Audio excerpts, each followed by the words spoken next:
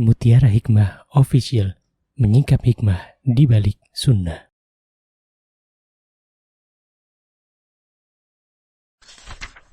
Salurkan donasi terbaik Anda untuk mendukung dakwah Mutiara Hikmah Official. Mau haji yang gak pakai antri? Daftar sekarang, insya Allah 2024 berangkat. Gratis keberangkatan umroh sebelum haji. Dibersamai oleh Ustadz Hanan Yasir dan juga Ustazah Imro'atul Azizah. Buruan daftar sekarang juga, sebelum harga naik.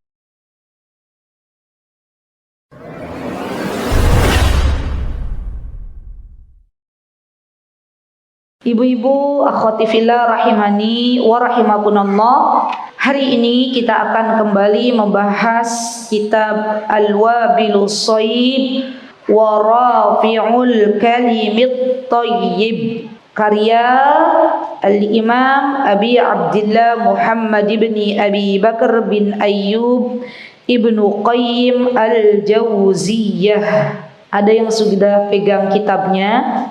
Boleh acungkan tangan, saya mau lihat. Kitab yang dipegang atau terjemahan? Terjemahan, kitab dan terjemahan beda. Antum kitab, bahasa Arab terjemahan buku ya namanya ya.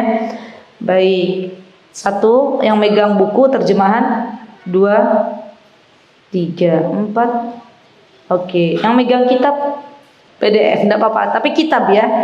Baik, ada lagi? Kitab. Baik teman-teman, saya izin share, ada kitab ternyata yang cetakannya bagus dan ini didapatkan di kota Madinah ya. Nanti kalau teman-teman pas umroh ya, amin, semoga ya dimudahkan oleh Allah. Yang pertama kali teman-teman cari di kota Madinah itu kitab ya. Kalau orang Indonesia jamaah umroh yang dicari di kota Madinah apa biasanya? Apa biasanya? Oleh-oleh ya. Biasanya kalau jamaah umroh yang dicari emasnya. Iya. Kalau kita penuntut ilmu yang dicari kitab ya. Jadi kami dapat ini di kota Madinah. Di kota Mekah tidak ada. Sudah berapa maktabah? Jadi kami mengabarkan kepada jamaah waktu itu, ini loh ada kitab bagus, kitab Ibnu Qayyim, terus cari di maktabah di kota Mekah, di perpustakaan tidak ada. Yang jual kitab itu nggak ada. Dicatat aja dulu ya teman-teman ya. Mbok menawi nanti Allah mudahkan semuanya untuk umroh. Ingat-ingat yang dicari kitab Al-Wabilus Shayyib wa Rafi'ul Kalimit Thayyib. Baik, nama penerbitnya Daru Ata. Nama penerbitnya Daru Ata'atil Ilm. Daru Ata'atil Ilm. Daru Ata'atil Ilm. Dicetak ulang oleh Darul Imam Muslim Al-Mamlakatul Arabiyah As-Saudiyah Al-Madinah Al-Munawwarah, Syari' Al-Faisaliyah Khalf Al-Jami'atil Islamiyah. Jadi ini percetakannya ada di belakang UIM atau UIM Universitas Islam Madinah. Boleh teman-teman kalau pas lagi city tour ke Madinah, itu bukan hanya ke Jabal Uhud, biasanya ya ke percetakan Quran, minta ke travelnya, tolong dong berikan, boleh difasilitasi untuk keliling UIM gitu ya. Nanti di belakang UIM tuh ada percetakan kitab ini dan teman-teman nanti beli insyaallah ya. Kitab ini teman-teman di samping cetakannya juga bagus, tulisan yang ada juga bagus. Jadi kertasnya sudah pakai kertas tibi, kertas yang tidak mudah lelah untuk membacanya. Ya, baik. Kita akan memasuki sebuah tema, yakni keutamaan apa di dalam flyer. Apa hari ini judulnya? Amalan yang utama. Baik. Di antara amalan yang utama yang disebutkan oleh Imam Ibnul Qayyim dalam kitab beliau Al-Wabilus Shayyib adalah berzikir. Itu amalan yang utama. Dan teman-teman tahu bahwa ternyata berzikir ini adalah sebuah amalan yang ringan untuk kita amalkan dan memberatkan timbangan seseorang di akhirat nanti. Apa saja manfaat atau fadilah dari zikir itu sendiri? Maka Imam Ibnul Qayyim menyebutkan yang pertama, ihdaha annahu yatrudasy syaitan.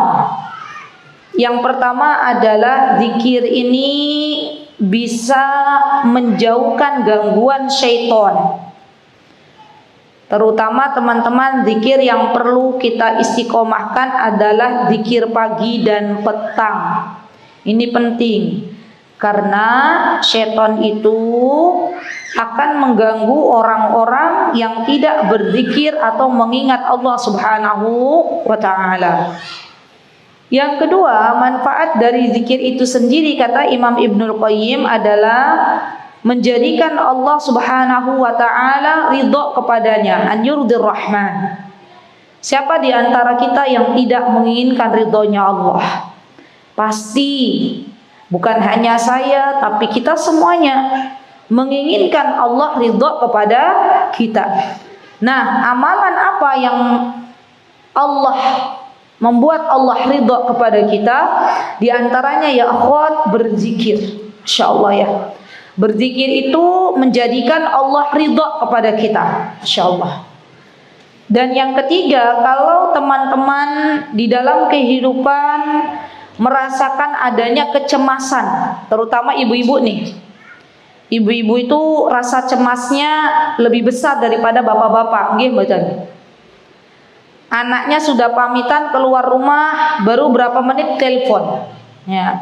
Nah, udah sampai mana? Baru sampai jalan, Bu, gitu ya. Belum sampai tempat menuntut ilmu, belum. 10 menit lagi ditelepon lagi, lampu merah. Ya dia akhirnya harus minggir karena ngangkat telepon ibunya. Udah sampai belum? Belum, Bu. Harusnya cepat karena ditelepon ibunya terus nggak sampai-sampai. Ada nggak yang begitu ibu-ibu? Ada. Merasa cemas yang terlalu itu sudah masuk ke penyakit. Ya. Jadi hati-hati bagi teman-teman yang punya sifat terlalu cemas, itu tidak baik bagi kesehatan. Seorang muslim ketika sudah menyerahkan kepada Allah Subhanahu wa taala, maka hendaklah ia yakin bahwa Allah akan menjaganya. Itu sikap kita. Kita harus yakin bahwa tidak ada yang berhak menjaga kita kecuali Allah Subhanahu wa taala. Kita harus yakin yang menjaga suami kita adalah Allah, yang menjaga anak kita adalah Allah. Maka dari itu kalau kita mau misalnya mau berpisah gitu kan, ada doanya, istauda'akillahilladzi la yudhi'u wadai'u. Saya titipkan kepada zat yang tidak akan menelantarkan apa yang dititipkannya. Kan kita berdoa begitu. Ya. Tapi kadang kita masih aja cemas gitu. Mencemaskan sesuatu yang seharusnya tidak kita cemaskan. Yang mencemaskan orang-orang yang kita cintai ketika tidak ada bersama kita. Atau kadang ada orang yang mencemaskan, terlalu cemas dengan masa depan. Entah itu 10 tahun lagi, 20 tahun lagi, 50 tahun lagi dicemaskan. Sampai saya pernah jumpa dengan seorang ibu yang beliau pernah cerita kepada saya, Ustazah, sejak saya mencemaskan masa depan, bagaimana cucu saya, bagaimana anak saya, saat ini kehidupan sudah tidak lagi menentu, saya nggak bisa tidur. Lihat, siapa yang akan menjaga anak keturunan kita? Allah. Kita bisa berikhtiar hari ini untuk menjadi hamba Allah yang terbaik, untuk memperbanyak salat, untuk menundukkan pandangan, memperbanyak bertolabul ilmi, memperbanyak membaca Al-Quran. Kalau kita sudah baik di hadapan Allah, maka percayalah, tidak ada yang perlu kita cemaskan. Allah zat yang akan menjaga anak keturunan kita. Gitu ibu-ibu. Jadi harusnya orang muslim itu tenang. Dalam menyikapi segala perkara itu harus tenang. Tidak mudah cemas. Ada nggak di sini yang masih mudah cemas? Ada. Ya, baik. Nah, bagaimana caranya agar kita tidak mudah cemas, tidak mudah gelisah? Ternyata dalam Islam itu ada solusinya. Apa solusi yang diberikan? Solusi yang diberikan adalah perbanyak berzikir. Teman-teman, kalau teman-teman nggak bisa tidur, cemas terlalu tinggi, gelisah terlalu tinggi, kemudian teman-teman konsul ke psikolog, mesti nanti ada obat yang harus diminum, ya enggak? Iya kan? Atau ke psikiater gitu kan? Saya tuh pernah jumpa dengan salah satu jamaah yang punya anak mahasiswi, dia cemas dengan skripsinya. Akhirnya malam nggak bisa tidur. Dan mahasiswi ini konsul ke salah satu psikiater gitu ya. Apa yang terjadi? Dia harus meminum obat. Ya, meminum obat untuk menghilangkan kecemasan itu. Ya Allah, ibu-ibu tahu kalau minum obat terlalu banyak pasti ada salah satu organ yang rusak, nggih mboten? Nggih. Padahal Islam telah memberikan solusi untuk menghilangkan kecemasan, untuk meredakan kecemasan. Apa diantaranya? Banyak-banyak berzikir.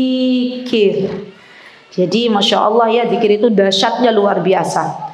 Yang keempat, kata Imam Ibnul Qayyim, Masya Allah, di antara manfaat zikir itu yajlibu lil qalbil farah was surur. Masya Allah, Allah akan memberikan kebahagiaan di dalam hatinya. As-surur ay as-sa'idah. Makna as-surur ya artinya adalah bahagia. Apa sinonimnya? Sa'idah. Sa'idah itu artinya bahagia. Al-farh juga sama, farhun, sa'adatun atau sa'idah, surur itu sama artinya bahagia. Siapa yang menumbuhkan kebahagiaan dalam hati seorang hamba? Allah. Dan kebahagiaan hati itu tidak bisa dibeli dengan harta. Kebahagiaan hati tidak bisa dibeli dengan dunia. Banyak orang yang Allah berikan dunia lebih dari cukup. Allah berikan harta yang berlimpah, tapi hatinya tidak Allah berikan kebahagiaan. Bersyukurlah kepada Allah bagi siapapun yang Allah telah beri hati yang bahagia, walaupun makan ya seadanya, apalagi ibu-ibu, walaupun kehidupan seadanya, tapi Allah beri kebahagiaan. Itu jauh lebih beruntung, lebih bahagia daripada orang yang dunianya Allah beri tapi hatinya disempitkan ya. Dan ini ya akhwat ya, kalau orang hatinya sudah sempit, hatinya sudah nggak bahagia, maka mau kemana cari kebahagiaan? Dan di antara solusi yang diberikan oleh Islam, perbanyak berzikir, maka Allah akan berikan kebahagiaan di dalam hatinya. Masya Allah. Kebahagiaan di dalam Islam yang sejati adalah kebahagiaan hati, bukan kebahagiaan fisik. Orang selama ini mengejar kebahagiaan semu, teman-teman. Orang selama ini mengira bahwa kehidupan kawannya, kehidupan orang lain yang lebih banyak hartanya itu bahagia. Padahal sejatinya setiap diri kita itu diuji oleh Allah Subhanahu wa taala dengan berbagai macam ujian. Jangan pernah mengira orang yang lebih banyak hartanya dia lebih berbahagia. Kalaulah kita tahu masalah atau ujian yang Allah berikan kepadanya, pasti kita akan bersyukur. Jadi saya itu pernah jumpa dengan ini, Masya Allah ya, dalam kehidupan tuh saya banyak sekali mengambil ibrah. Saya pernah jumpa dengan seorang fulanah, tidak perlu saya sebutkan. Fulanah ini Masya Allah dikaruniai oleh Allah anak yang cukup banyak, harta yang cukup banyak, suami yang mungkin orang-orang akan melihat dari luar suaminya juga memberikan harta yang lebih kepada dia ya.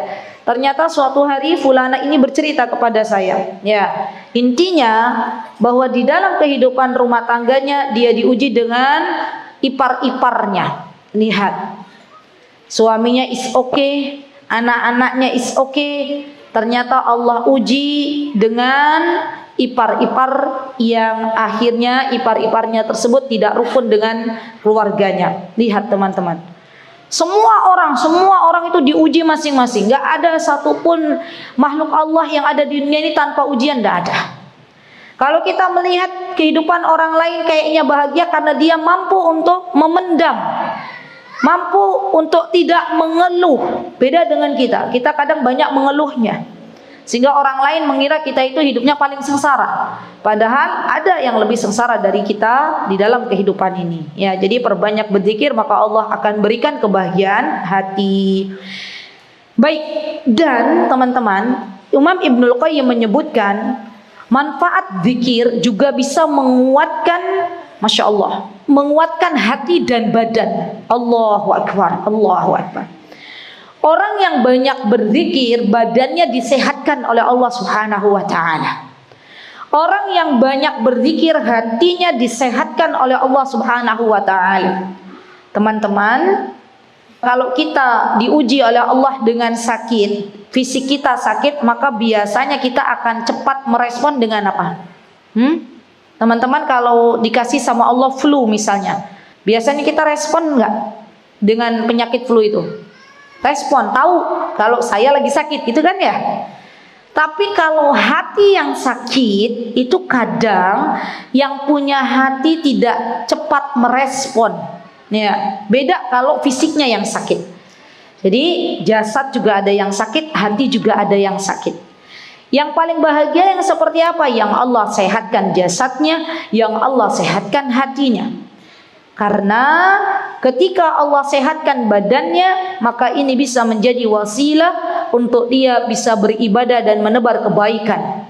Kalau Allah sehatkan hatinya, maka ini bisa menjadi wasilah untuk lebih dekat kepada Allah Subhanahu wa Ta'ala.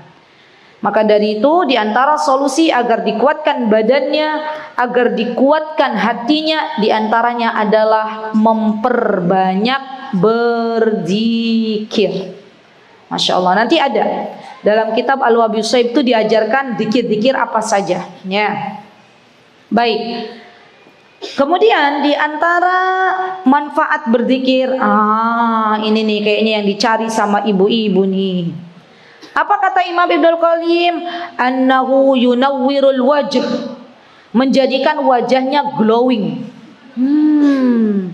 Zaman sekarang banyak anak muda yang lari ke mana klinik kecantikan untuk mengglowingkan wajah. Iya apa iya ibu-ibu? Apa emak-emak juga ikutan? Ya. Kayaknya ustazah saya juga ikutan, kan katanya kalau merawat itu bagian dari merawat nikmat Allah gitu ya. Yo, yang penting alatnya ataupun apa yang dipakainya itu halal gitu ya. Dan yang jelas kalau ibu-ibu, emak-emak niatkan untuk menyenangkan hati suami. Ya. Kalau mbak-mbak, kalau sudah Allah berikan keglowingan wajah gitu ya, jangan dipakai untuk menebar pesona. Ya. Jadi tebar pesona ya. Dan di dalam Islam ternyata ibu-ibu ada solusinya. Kalau pengen Allah glowingkan wajahnya, apa yang mesti kita perbanyak? Berzikir kepada Allah. Masya Allah. Dimulai sekarang, uang yang harusnya dipakai untuk ke klinik kecantikan bulan ini di stop dulu ya, diberikan makanan yang bergizi untuk anak-anak, terutama bagi ibu-ibu, perbanyak zikir. Coba lihat perbedaannya ya. Kata suaminya, istriku kayaknya istriku lebih cantik gitu ya. Masya Allah, padahal bulan ini gak pergi ke klinik kecantikan gitu ya. Perginya kemana? Banyak zikir ya. Masya Allah. Jadi Masya Allah ya teman-teman, ini kunci yang gak banyak diketahui oleh para wanita. Ya, berzikir diantara manfaatnya yunawwir. Yunawwir itu Allah berikan cahaya, glowing kan? Berarti mukanya tuh glowing. Masya Allah. Baik. Kemudian di antara manfaat berzikir teman-teman, annahu yajlibul rizq. Allah datangkan rizki. Siapa yang pengen pintu rizkinya dibukakan oleh Allah Subhanahu wa Ta'ala, dimudahkan rizkinya oleh Allah Subhanahu wa Ta'ala, jangan pernah mencari sesuatu yang membuat Allah murka. Cari sesuatu yang membuat Allah ridha. Apa diantaranya? Banyak berzikir. Jangan kita pergi ke orang-orang yang tidak bertanggung jawab, misalnya para dukun, untuk meminta agar dilariskan dagangan. Maka itu salah satu yang membuat Allah tidak suka, Allah murka, Allah tidak ridho, dan membuat hati kita sesak. Kita malu kepada Allah, Allah yang telah memberikan rizki kepada kita selama ini. Allah yang telah memberikan makan kepada kita selama ini. Allah juga yang telah memberikan air kepada kita selama ini. Kenapa kita berangkat, kita pergi untuk dilariskan dagangan ke dukun, bukan meminta kepada Allah? Maka di antara wasilah yang diperbolehkan di dalam Islam adalah memperbanyak berzikir, maka Allah akan berikan bonus kepadanya. Allah berikan rizki dari arah yang tak terduga. Masya Allah. Baik. Dan teman-teman, di antara, Masya Allah, ini banyak sekali, ada berapa nih Ibnul Qayyim, la haula wala quwwata illa billah. Tadi yang keberapa yang teman-teman tulis? Yang ketujuh, as-sadis wal 20, 26. Banyak ya, Masya Allah. Baik, kita lanjutkan. Sekarang yang ke-8. Taib. Saya tidak akan membahas semuanya karena ada beberapa yang sama ya, yang sama kita loncat ya. Kita akan membahas poin-poin yang mungkin tidak mirip ya, karena kayak seperti misalnya di sini ada yang atasi an yuwarsul mahabbah allati hiya ruhul islam wa qad uruhiddin wa madarus sa'adah wan najah wa qad jalallahu li kulli syai'in sababa wa ja'ala sababul mahabbah dawamud dzikr wa man arada an yanalu mahabbatullah. Ini udah, ini di antara manfaat zikir itu memperoleh cintanya Allah. Tadi kan sudah memperoleh ridhonya Allah, hampir sama. Ya, saya tidak membahasnya. Baik. Nah, kemudian orang yang banyak berzikir, jadi di antara amalan yang utama adalah berzikir karena menjadikan seseorang itu merasa diawasi oleh Allah Subhanahu wa taala. Insyaallah ya. Mau keluar rumah dia ingat Allah. Bismillahi tawakkaltu 'alallah, la haula wala quwata illa billah. Mau masuk masjid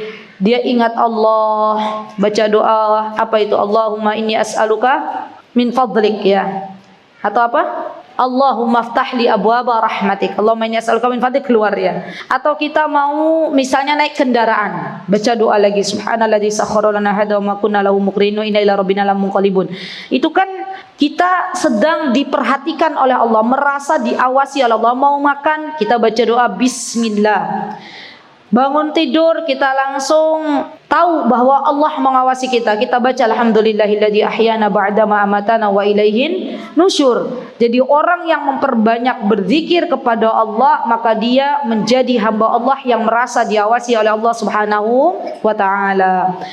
Baik, kemudian yang keberapa teman-teman? Yang selanjutnya ya. Yang selanjutnya adalah orang yang berzikir yuwarrisul inaba wa hiya ruju' ila Allah azza wa jalla. Orang yang memperbanyak berzikir maka Allah akan jadikan ia orang yang cepat bertaubat. Masya Allah. Ya akhwat, tidak ada seorang hamba yang tidak memiliki dosa. Apalagi kita, apalagi saya, mungkin dosanya jauh lebih banyak daripada teman-teman. Dan sebaik-baik orang yang bermaksiat, sebaik-baik orang yang melakukan kesalahan adalah yang kembali kepada Allah Subhanahu wa taala. Ketika seorang hamba memperbanyak berzikir kepada Allah, maka Allah akan berikan petunjuk kepada hamba ini untuk kembali kepada Allah. Masya Allah. Dan ini sesuatu yang seharusnya kita syukuri. Kenapa? Karena dengan kasih sayang Allah, Allah tidak mau menjadikan hambanya terlalu jauh kepada Allah. Misalnya apa? Kalau orang memperbanyak berzikir, dia sudah jauh dari Allah, Allah kasih ujian yang membuat akhirnya dia itu disadarkan oleh Allah Subhanahu wa taala dan kembali kepada Allah. Jadi hati-hati teman-teman. Kalau misalnya ada orang sudah terlalu jauh dari Allah, Allah nggak tegur. Ya, itu namanya istidraj. Orang yang paling beruntung itu adalah orang yang dia melakukan kesalahan langsung ditegur oleh Allah Subhanahu wa taala dan kembali kepada Allah Subhanahu wa taala. Karena yang namanya taubat akan Allah terima sebelum kita dicabut nyawanya oleh Allah Subhanahu wa taala. Maka berbahagialah bagi orang-orang yang diberikan kesempatan untuk bertaubat kepada Allah Subhanahu wa taala sebelum nyawanya dicabut. Ya Masya Allah. Baik, kemudian ini mirip ya, yang mirip-mirip saya loncati. Ibnul Qayyim menyebutkan di antara manfaat berzikir, Masya Allah, adalah diingat-ingat nama kita di hadapan Allah Subhanahu wa taala. Masya Allah. Nih Bu, kalau hidup itu yang kita Tujuh, agar diingat nama kita di hadapan manusia, agar mendapatkan pujian dari manusia, agar mendapatkan like dari manusia. Hidup kita berantakan, hidup kita menderita karena kita terlalu sibuk dengan komentar orang lain, karena kita terlalu sibuk dengan penilaian orang lain. Jadi apa yang harus kita lakukan dalam kehidupan yang sebentar ini? Yang harus kita lakukan adalah bagaimana kita menjadi juara di hadapan Allah. Bagaimana nama kita terkenal di atas langit.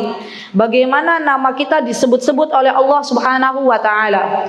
Allah itu kalau sudah cinta kepada hambanya, maka Allah akan umumkan kepada para malaikat. Wahai malaikat, ketahuilah bahwa saya mencintai fulana bin fulan. Maka kata Allah, cintailah fulana bin fulan. Dan Allah pun akan memberikan kepada hamba-hamba Allah yang ada di muka bumi ini, menjadikan mereka mencintai fulana bin fulan yang Allah cintai. Jadi gampang untuk mendapatkan cintanya manusia, dapatkan dulu cintanya Allah. Jadilah juara di hadapan Allah.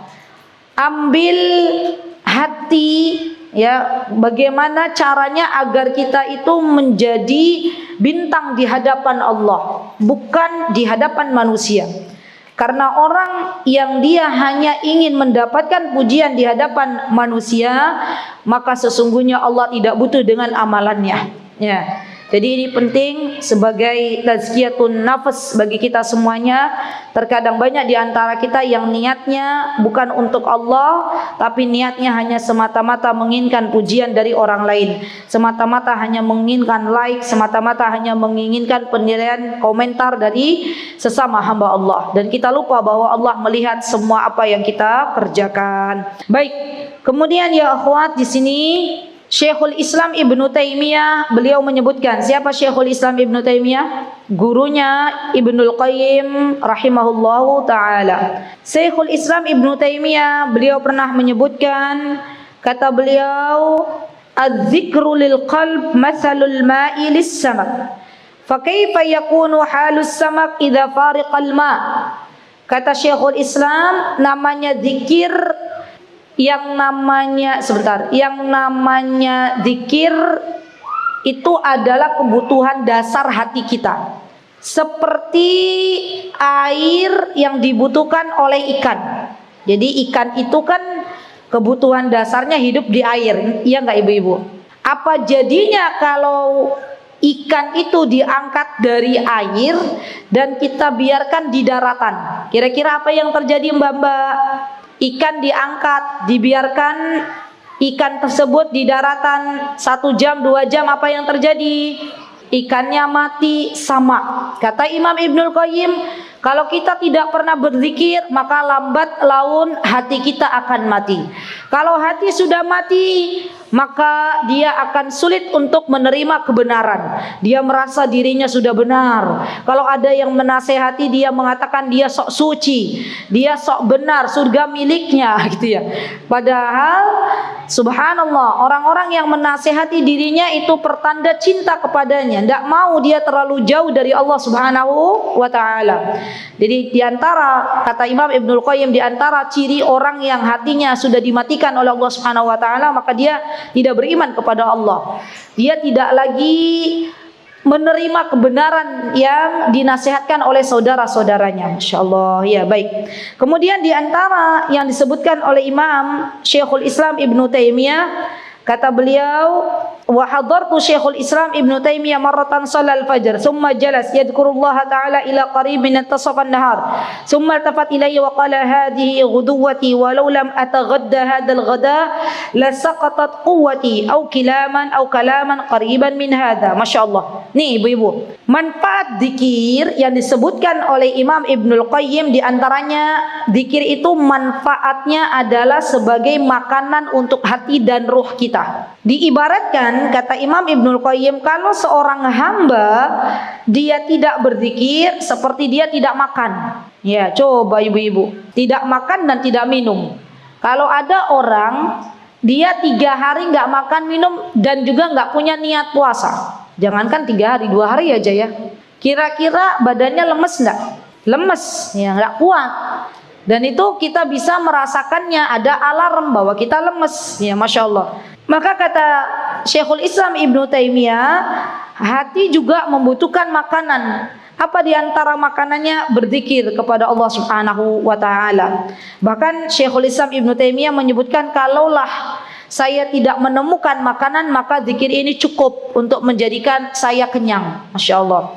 Jadi benar-benar ibu-ibu, bahwa orang-orang yang Allah sibukkan dengan ilmu, orang-orang yang Allah sibukkan dengan mengajar, maka dia sudah tidak lagi memikirkan makan apa pada hari itu. Dan itu kami rasakan ketika kami masih belajar.